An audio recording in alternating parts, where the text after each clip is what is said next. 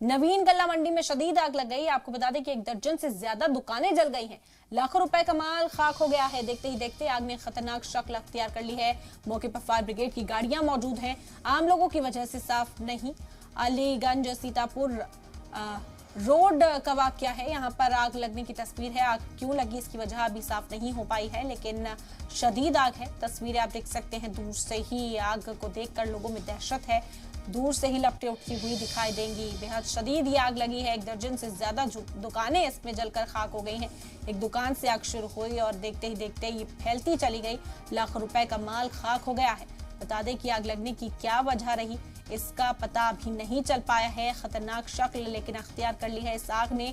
मौके पर fire brigade की कई गाड़ियां मौजूद हैं जो आग को बुझाने का काम कर रही हैं।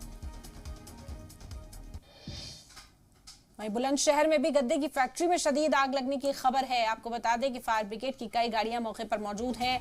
बुलंदशहर, खोजा, डिबाई से भी मौके पर पहुंची हैं फायर ब्रिगेड की गाड़ियां। कि इसके जो कंपनी मालिक है, कार भी जलकर उनकी राख हो गई है। दूसरे आग की लपटों ने आसपास की जगहों को भी अपनी जद में ले लिया है। सिकंदराबाद इंडस्ट्रियल एरिया का ये पूरा मामला है। जो मालिक है उनकी गाड़ी भी इस आग की जद में आ गई है।